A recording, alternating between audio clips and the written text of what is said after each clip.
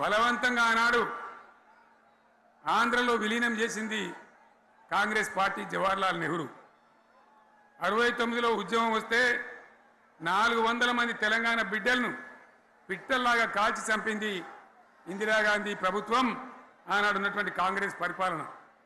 మళ్ళీ 2001 నుంచి మనం విజృంభిస్తే నంగనాచిలాగా ఇదే కాంగ్రెస్ వచ్చి మన బలాన్ని మన ఊపును చూసి పొత్తు పెట్టుకొని తెలంగాణ ఇస్తామని నమ్మబలికి మనతో పొత్తు పెట్టుకున్నది కూడా మీరు చూసినారు.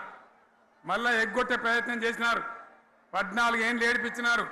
అది మీ అందరికి తెలుసు. వాళ్ళు ఎట్టెట్లా చేస్తూ ఉంటే వచ్చి తెలంగాణ కోసం ప్రకటన చేసిన విషయం మీకు తెలుసు. మళ్ళీ ప్రకటన వెనక్కి తీసుకొని మళ్ళా వెనుకకు పోయినారు. ఆ తర్వాత సకల జనుల సమ్మె కావచ్చు, సాగర హారాలు కావచ్చు, వంట వార్పులు కావచ్చు, అనేక రూపాలలో విజృంభించి మళ్ళీ భయంకరమైన పోరాటం చేసినాం. మళ్ళీ 3 ఏళ్ల తర్వాత వాళ్లకు రాజకీయ అవసరం ఏర్పడి ఆనాడు వచ్చి మళ్ళీ తెలంగాణ ఇస్తామని ప్రకటించి వాళ్ళకి ఇష్టం లేకపోయినా తెలంగాణ సృష్టించినటువంటి ఆ సుడిగాడుపులుగా తట్టుకోలేమని భయపడి తెలంగాణ ఇచ్చిన విషయం కూడా మీకు తెలుసు. తదనంతరం ప్రజలు మనకు అధికారం ఇచ్చినారు. దాన్ని మనం ఏదో అధికారం అనుభవించడానికి తీసుకోలే, బాధ్యతగా తీసుకున్నాం. ఎంత బ్రహ్మాండంగా పనిచేసినాం. రాష్ట్రాన్ని మన చేతిలో పెడితే ఎక్కడున్న తెలంగాణను ఎక్కడ తీసుకొని పోయినాం. అనేక రంగాలలో please please please please please ఒకటే మాట, ఏ బాబు ఇక్కడ నేను మాట్లాడుతున్నా, అక్కడ మీరు మాట్లాడుతున్నా, మీకు ఏమైనా అర్థం ఉన్నదా? ఏది అర్థం కావాలి ప్రజలకు? ఏం పని లేదావా? ఇదేం పద్ధతి? మీరు పార్టీ కార్యకర్తలేనా? సైలెన్స్ ఉండండి. అంతమంది నన్ను లక్షల మంది మీరు 10 మంది ఏందా ఇక్కడ? 10 నిమిషాలు సైలెంట్గా ఉండలేరా? చివరిలో బాగా చెప్తాం, స్లోగా అద్భుతంగా దుంకుదాం, స్టే ఎత్తు దుంకుదాం. మీరు బాధ్యత చూడాల్సింది ఏంటంటే మీరు అరవడం బంద్ చేయండి. ఇంతమంది ఉన్నారు, ఏం సీఎం పనిలేదా నీకు? మళ్ళీ అందరు ఇళ్ళకి చేరుకోవద్దా? క్షేమంగా పోవద్దా? ఎక్కడెక్కడి నుంచో దూరం నుంచి వచ్చిన వాళ్ళు ఉన్నారు. 10 నిమిషాలు మీరు సైలెంట్గా ఉండండి. ముందరున్న వాళ్ళు 10 ఏళ్ల బీఆర్ఎస్ పాలనలో ఎక్కడున్న తెలంగాణ ఎక్కడికి పోయింది? ఎన్ని రంగాలలో ఎన్ని అవార్డులు వచ్చినాయి? ఎన్ని అద్భుతమైన పనులు చేసి చూపెట్టినాం. తెలంగాణ అంటే ఒకప్పుడు వెనుకబడ్డ ప్రాంతం, ఎగతాళి చేయబడ్డ ప్రాంతం, పనికిమాలిన ప్రాంతం అని పేరు పెట్టిన ప్రాంతం. కానీ ఎన్ని రంగాలు, తలసరి ఆదాయాన్ని బ్రహ్మాండంగా పెంచినాం. 90,000 ఉన్న తలసరి ఆదాయాన్ని 3.5 లక్షల పైచీలకు పెంచుకున్నాం. జిఎస్డిపిని దేశంలో నంబర్ 1 స్థానానికి తీసుకెళ్ళినాం. తెలంగాణలో బ్రహ్మాండంగా పెండింగ్ ప్రాజెక్టులన్నీ కూడా కంప్లీట్ చేసుకున్నాం.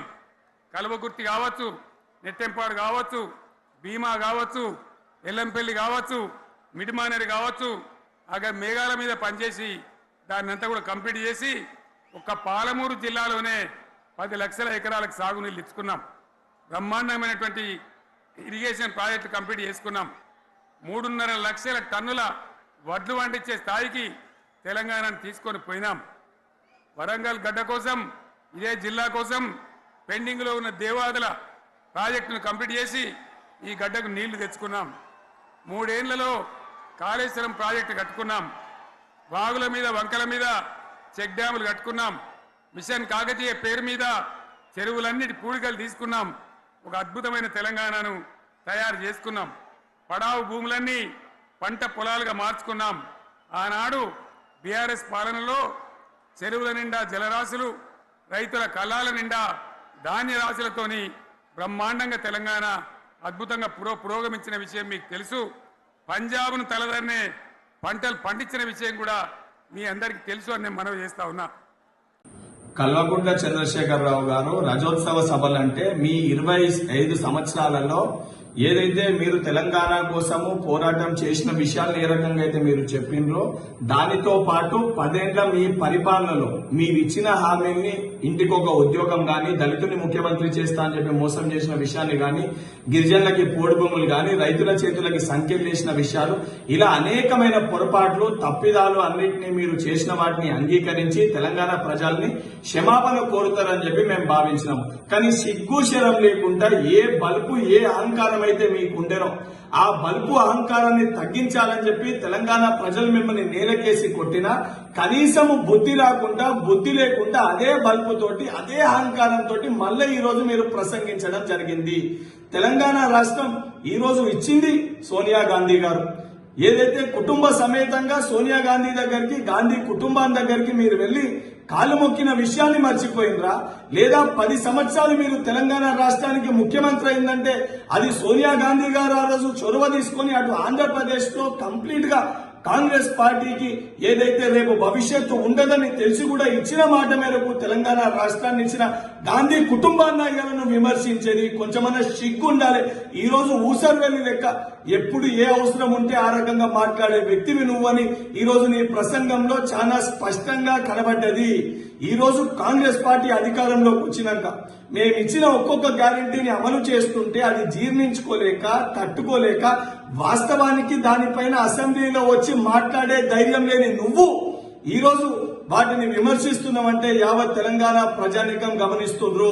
నువ్వు చేసిన తప్పిదాలకి కనీసము మొన్నటిసారి నీకు ప్రతిపక్ష పార్టీ హోదా, ప్రతిపక్ష పార్టీ నాయకునిగా ప్రజలు హోదా కల్పించారు. ఈ రోజు నీ యొక్క అహంకారము, నీ బల్బుని చూసినాక తప్పనిసరిగా రాబోయే ఎన్నికల్లో ఏదైతే అధికారంలోకి రావడం కాదు, కనీసం నువ్వు శాసనసభకి ఎన్నికే ఎమ్మెల్యే అయ్యే పరిస్థితి కూడా కేసీఆర్ ఉండదు అనేది ఒకటి నువ్వు గుర్తుపెట్టుకోవాలని చెప్పి నేను హెచ్చరిస్తున్నా. హిట్ టీవీ యాప్, ఇందులో short news, live news, entertainment shows, movies, digital magazines తో పాటు మీ జిల్లా వార్తలను కూడా ఫ్రీగా చూడొచ్చు. ఇంకెందుకు ఆలస్యం, వెంటనే హిట్ టీవీ యాప్ ని డౌన్లోడ్ చేసుకుని ఫ్రీగా ఎంటర్టైన్మెంట్ పొందండి. Hit TV app, hit TV app, please download hit TV app. Hit TV app ని ఫ్రీగా డౌన్లోడ్ చేసుకుని ఎంజాయ్ చేయండి. మీకు నచ్చిన ఎంటర్టైన్మెంట్ కోసం హిట్ టీవీ యాప్ ని ఫ్రీగా డౌన్లోడ్ చేసుకుని ఎంజాయ్ చేయండి. హిట్ టీవీ యాప్ ని డౌన్లోడ్ చేసుకుని ఆస్వాదించండి, ఆశీర్వదించండి. ఇంతమంది సెలబ్రిటీలు హిట్ టీవీ యాప్ ని డౌన్లోడ్ చేసుకోండి అని చెప్తున్నారంటే ఎంత మంచి యాప్ ఆలోచించండి. అమెరికా అమెరికా అమెరికా అమెరికాలో చదవాలనుకునే వాళ్ళకి విశ్వసనీయమైన పేరు మన శౌర్య కన్సల్టెన్సీ. UK లో 1 year masters, UK లో 1 year masters, 2 years work permit up to 5 years visa. Contact Saurya Consultancy. Contact 89851 89851.